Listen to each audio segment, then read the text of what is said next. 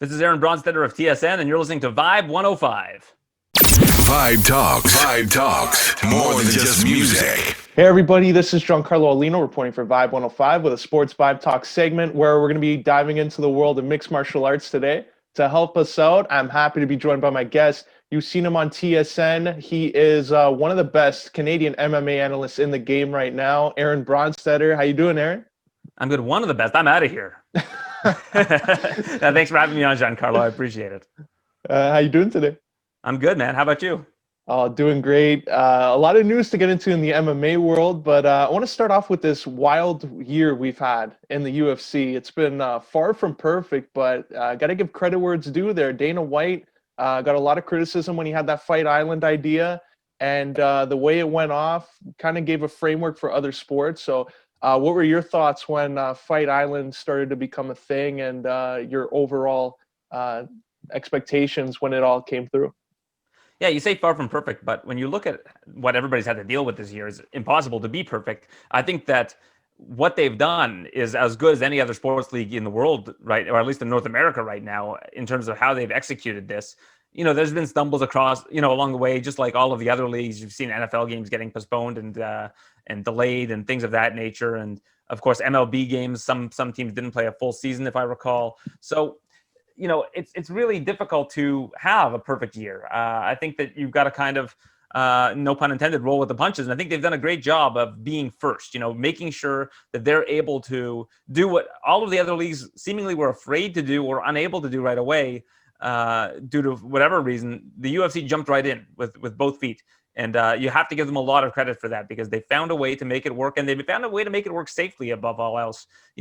We have seen a lot of positive tests in the UFC among the athletes, but they're not, you're not seeing anybody compete that was positive. They are frequently testing people. They're trying to create a bubble in Las Vegas. It's been less successful. I think that they could lock that down a little bit better.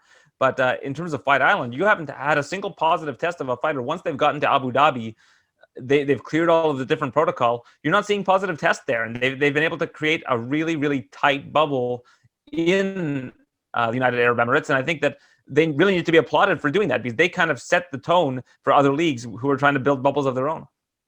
And do you think that will be like a new norm too? Like even when fans come back in, do you think the Fight Island will be another destination, kind of like what MSG has been in recent years?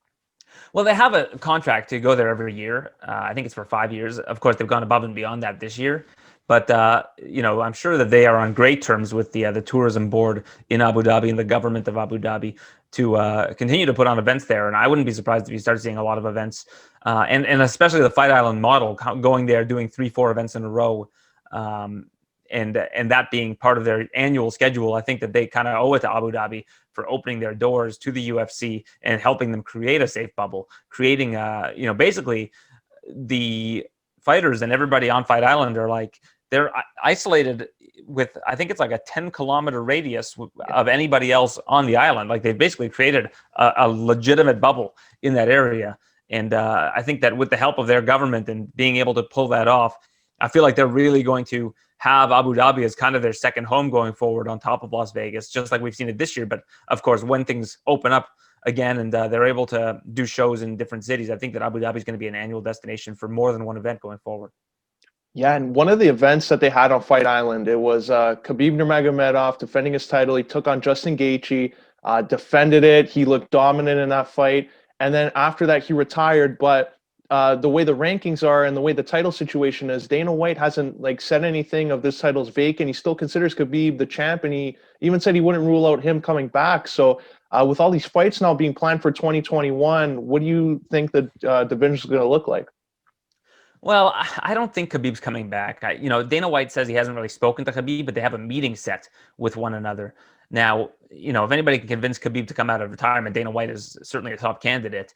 But I think we have to work on the assumption that he's not going to be the champion going forward, that they're going to have a new open division. And the McGregor-Poirier fight's not for the belt. The belt is still technically on Khabib. So I think whoever comes out of that fight, the McGregor-Poirier fight, I think they'll fight someone else for the vacant championship if that's what ends up happening. And they made a big signing too from Bellator. Michael Chandler coming in. He's had a decorated career over in Bellator. New challenge with the UFC. If you were to book, I guess, his fight, if he were to fight, let's say, Justin Gaethje, would the winner of that make sense to fight the winner of McGregor-Poirier, or would that still be not a reasonable fight because of all the other guys that have been out there? Well, I think if Khabib's not the champion anymore, that fight makes a lot of sense. Just because I think Gaethje has earned the opportunity to go for the title again. He's beaten a lot of the top guys. Not to mention that if it ends up being Poirier and Gaethje, basically you take those four guys, you put the names in a hat, and you're going to get a great fight. You're going to get Poirier Chandler, Poirier Gaethje rematch. You're going to get Conor versus Gaethje or Conor versus Chandler. Like, it's a can't miss situation. Although I do think that this co-main event this weekend is kind of a wild card between Charles Oliveira and Ferguson. I think if Oliveira ends up getting a win there, he enters the mix as well. Not to mention that Ferguson, I think, re-enters the mix too, with a win there. I know he's lost to Gaethje, but he's never fought Poirier, never fought McGregor, obviously never fought Michael Chandler, who hasn't fought in the UFC before. So I think that fight is one to watch this weekend, because you're going to see possibly a new contender emerge in Charles Oliveira, or Ferguson kind of regain some ground. Yeah, I agree there. Should be exciting to watch. For those who are joining us here on Vibe 105, this is Giancarlo Aulino with the Sports VIBEtalks segment, being joined by TSN's Aaron Bronsteter. Aaron, just even on top of that too, with just in case Khabib is evaluating a situation, I know he said he made that promise that he didn't want to fight again. He made the promise to his mom, but let's say Georges St-Pierre, Canadian legend, you got the UFC, NYC, MSG thing behind you. That was the last time he fought, and he won the title. If GSP's name gets thrown out, do you still see him being retired, or will he come out of there for one fight? I think that's the best candidate, really. I think that's the only name that could really lure Khabib out of retirement. And I think it's a fight that would help both of their legacies, whoever wins that fight. George has said he'd like to see that fight happen at 165 pounds, or some sort of catch weight between 155 and 170, a weight class that neither of them have fought in before. That's something that appeals to GSP. He feels like he'd be cutting too much weight to make 55, and that if Khabib fights at 170, that's kind of George's playground. He wants to kind of meet in the middle somewhere. If you say 165 pounds to Dana White, will blow a gasket. So like you have to say like 163 pounds or something, because he thinks that as soon as you say 165 pounds, you're implying that a whole new division should be opened up. But I think obviously if Khabib and GSP do fight, that the 155-pound belt would be vacated anyways. I don't think that Khabib would want to take another fight after that. So if you are going to get Khabib out of retirement and GSP is the opponent, I guess we'll have to see what ends up taking place with that division anyways. And speaking of guys who retired this year, Henry Cejudo was another one. Triple C. He has the Olympic champion flyweight title and then the bantamweight title. Is he coming out of retirement? Is this another one of those things where it's a lucrative offer will get him back in there? The Volkanovski fight, I think, is the only thing that would get him out of retirement. And I don't think that there's that much of an appetite for it, to be honest. I mean, the featherweight division is so stacked right now. You've got Holloway, you've got Zabit, you've got Calvin Kattar. There are just so many names at the top of that division that are intriguing fights for Volkanovski. That one fight, and if Cejudo wins, then what? Is he going to defend the 45 title? We've seen this before with George. He comes back, gets that second title, and then rides off into the sunset. I just don't see why they would take that risk by bringing Cejudo back to face Volkanovski. I just don't think that Cejudo is that big of a draw, really. Like, you can make the case for GSP because that's going to make you big money, but is Cejudo coming out of retirement something that the fans are really going to be chomping at the bit for? I don't know if that sells any more pay-per-views than, a Volkanovski versus Ortega fight, really. Maybe a little bit more, but not enough that I think you would want to risk the state of that division by putting that fight on. And like, speaking of all these divisions, also Jon Jones, he's going to be in another division, going up to heavyweight. We still haven't heard anything about plans, like if Jon Jones is going to take a fight against someone else or go for the title right away. What would you think is would be the most reasonable option for the UFC in terms of Jon Jones? I think if I'm the UFC, I'm making Jones versus Francis Ngannou for the interim title. Like, I think if you really want to get that division rolling, that's a great way to do it. Not to mention that I think Stipe wants time to recover. It seems like the earliest Stipe wants to fight is in March, which is not, it's not that far away now that we're in December. And I think that if you do have a Francis Ngannou versus Stipe fight, then Jones should face the winner of that fight.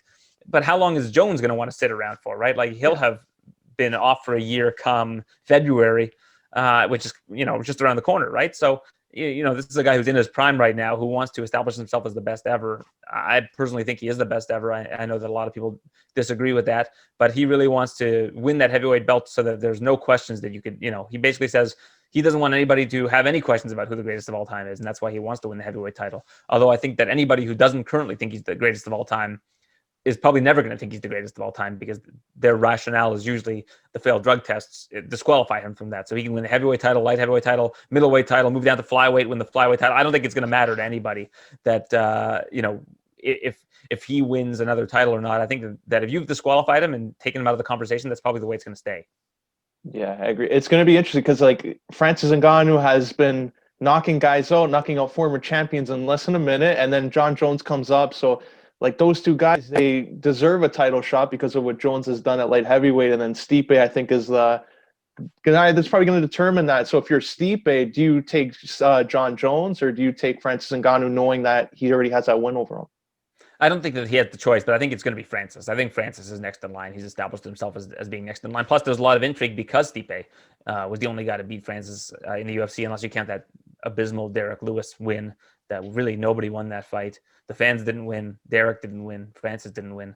The fight should just be erased from history. But I think that the one person to really legitimately beat Francis and dominate Francis was Stipe.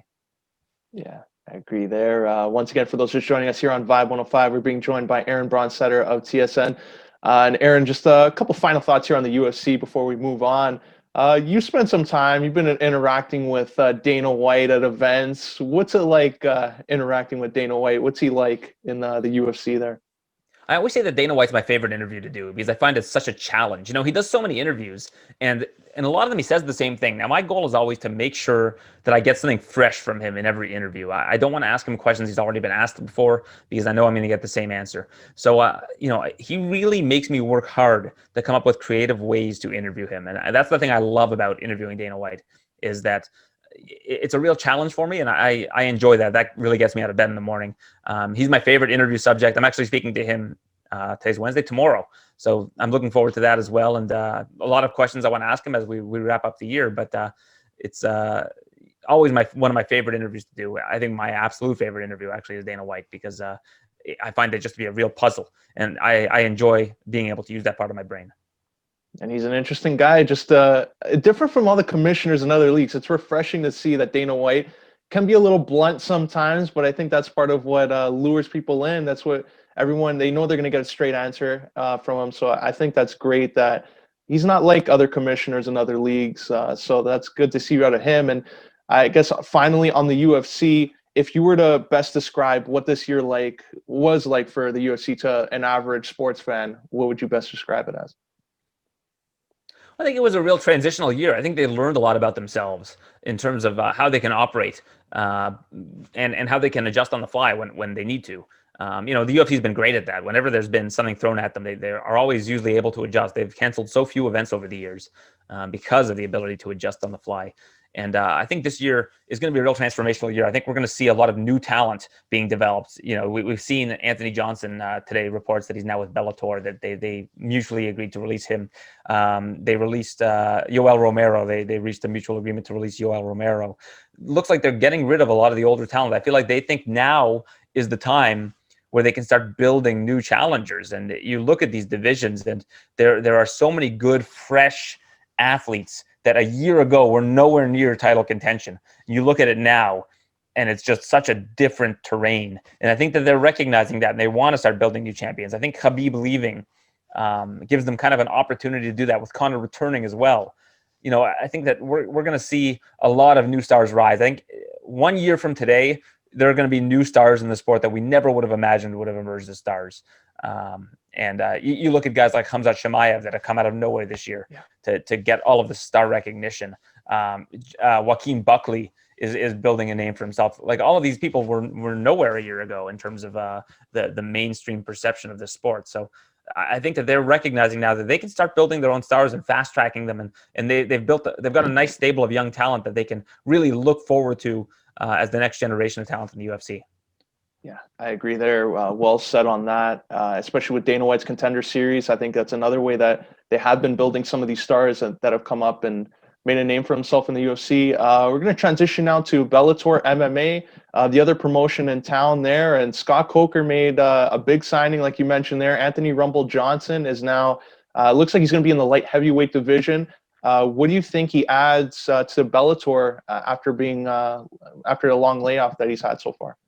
Apparently, he's going to fight in the Bantamweight division, light heavyweight and heavyweight. So I think that the thing about Rumble Johnson is he's just got one of the most powerful weapons in MMA. He's got that unbelievable power, which I think if you look at power in the UFC and then who's had the best knockout power, it's basically him and Francis. I mean, they just have such devastating knockout power that if they hit you with their best shot, you're not going to survive. And I think adding that to Bellator is a big win for them. I kind of scoffed at the idea that Bellator had the best light heavyweight division after Jones left the UFC's light heavyweight division. But now you look at Vadim Nemkov, you look at Anthony Rumble Johnson, you look at Bader. It's pretty. You can hold it up to where the UFC's is at. I don't know if they have quite as many up and comers. I think Nemkov is kind of an up and comer, even though he's the champion. But I don't think they have quite as many up and comers in that particular division. But I think that adding him adds a major piece for people that know the sport are going to want to watch in future Bellator events. And he wants to remain active. And I think that him and Bellator is a very good fit. And even on that topic, like some of the older fighters, like Yoel Romero was another name, and Anderson Silva, legend of the sport. When they're free agents, you would think that Bellator right away, Scott Coker, like in the past, he has done it, brought a big name in, but he doesn't seem to be interested in some of the older fighters. Do you think this is going to be somewhere where if they're at a certain age, he's going to be opposed to signing them? I've heard from a lot of different people that Bellator has changed their philosophy.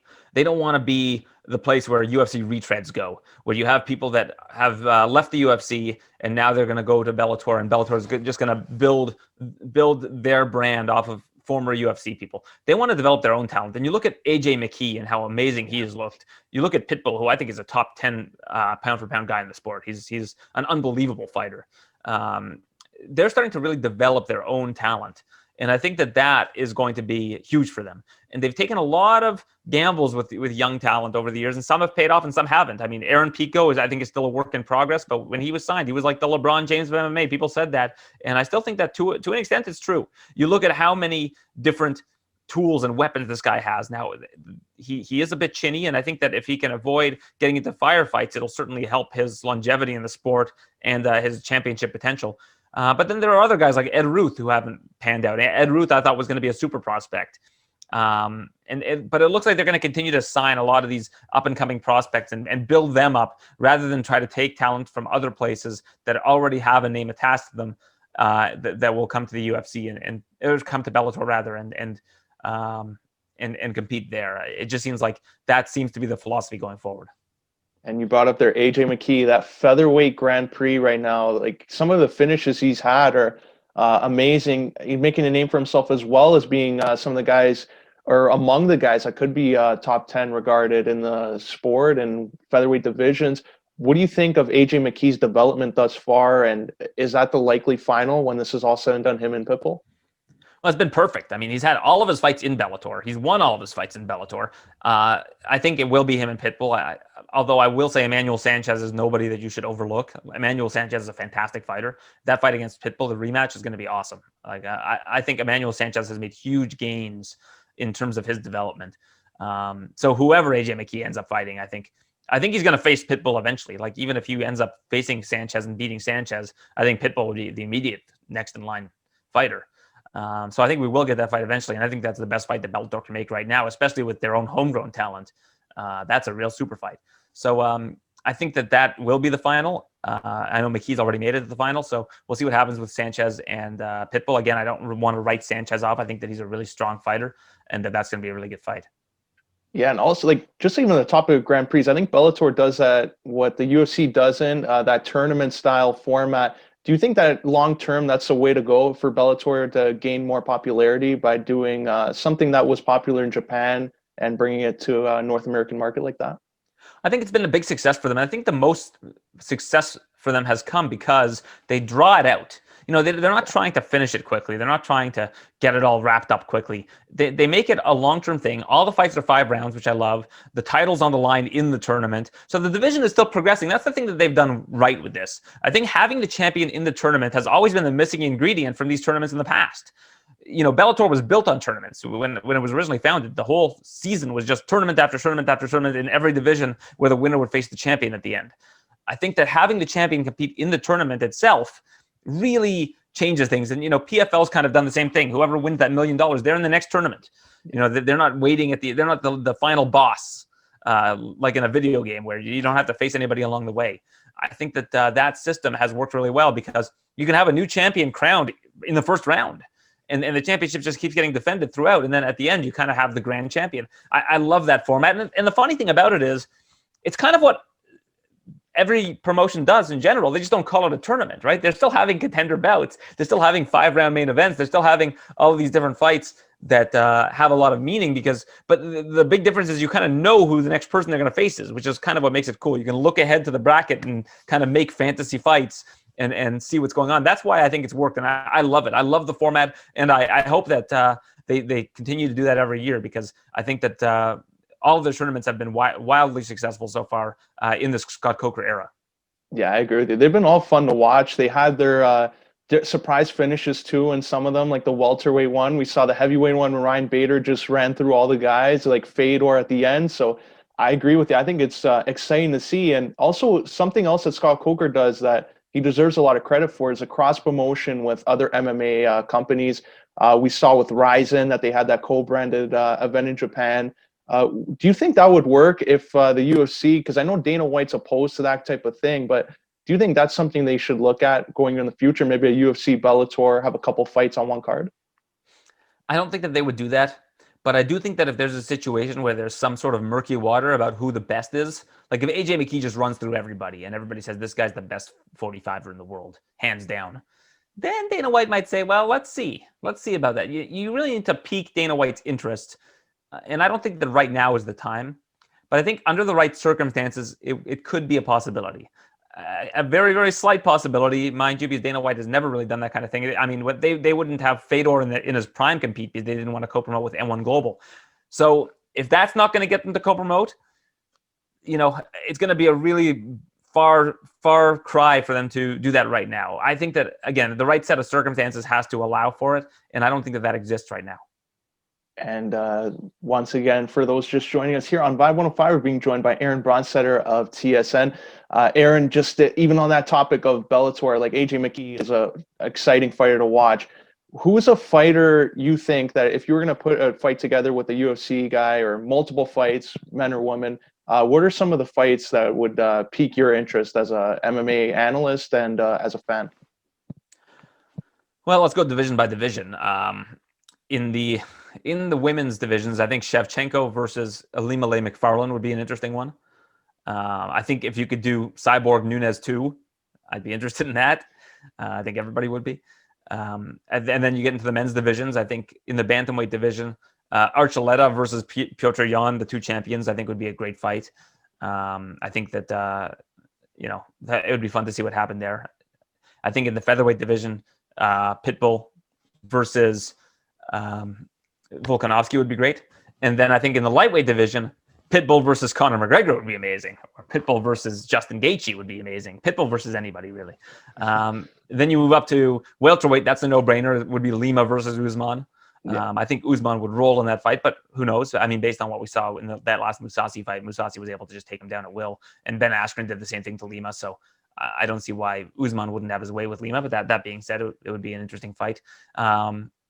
Middleweight, Mousasi versus Israel would be a fun one, for sure. Light heavyweight, I think Jan Błachowicz versus Nemkov would be very interesting. Yeah. I would love to see who would come out on top in that one. And then in heavyweight, I'm not super intrigued by like a Bader versus Stipe fight, but it would be okay. It would be fun to watch.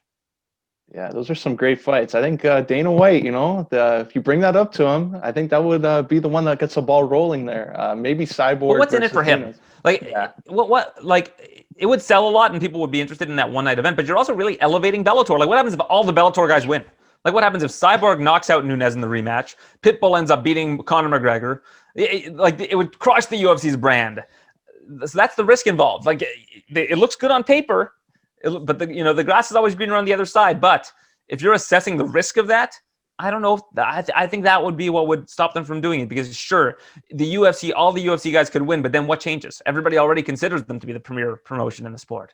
But it's very risky if you've got guys from Bellator winning, because then Bellator can be like, hey, we have the best champion in this division, and you couldn't argue it. So I think that's what the risk would be. And I think that's the reason why Dana White wouldn't promote it, because if you're already viewed as the best, if you're Coke, why would you try to compete with Pepsi when it's really Pepsi that needs to compete with Coke?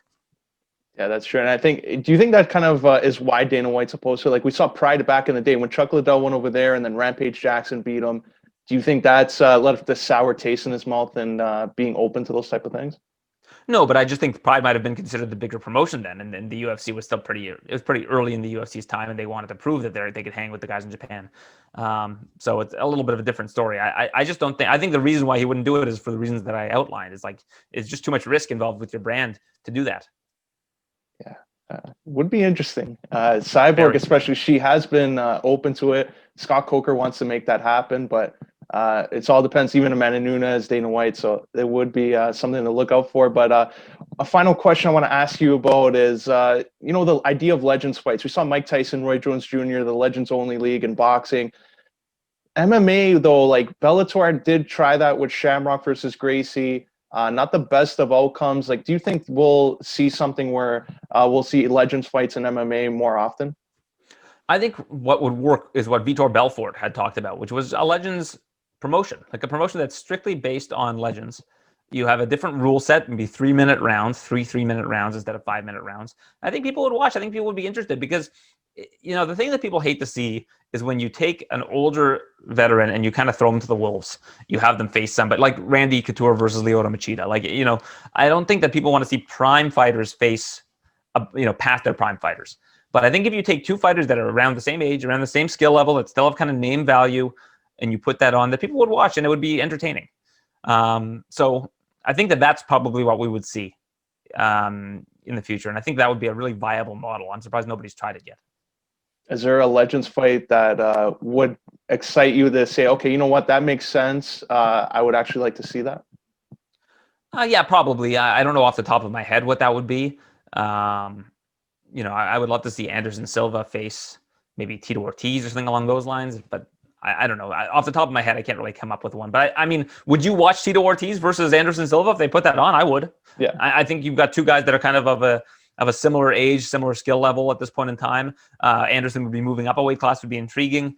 So, I think that when you think of it that way, that's kind of the way that it could be done. And then there's also the idea of putting on fights that, never happened. Like you could put on Brock Lesnar versus Fedor in this hypothetical organization, right? Like, and people would be interested in seeing it, even though it's years too late. Yeah. It would be an interesting idea. Like Vitor Belfort, I believe he is still open to fighting. He's training, so he's in one championship. Yeah. So yeah. So it depends if they even I think one championship is another one where they're a little bit more open too. Do you think more guys will be going to one championship now that Bellator is going in a different direction? I don't know. I don't know what one championship are trying to do right now. It's been difficult for me to really get a gauge on what their direction is, right? Like, they signed Eddie Alvarez, they signed Demetrius Johnson, or they traded for Demetrius Johnson, whatever you want to call it. But I don't know if they've really tried to corner the North American market. It seems like they're quite happy having the Asian market.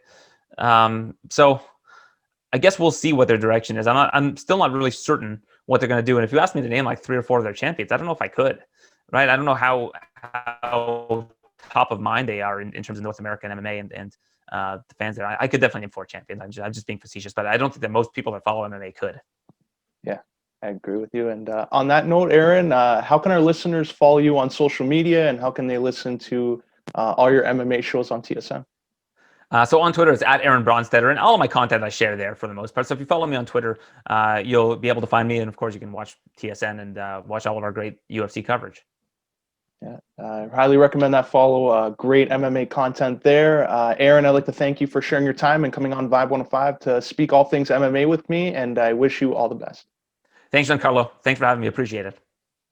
Thanks a lot. That was Aaron Bronsteter of TSN. Now we're going to send it back to the studio for more programming right here on Vibe 105. And now back to your Vibe 105.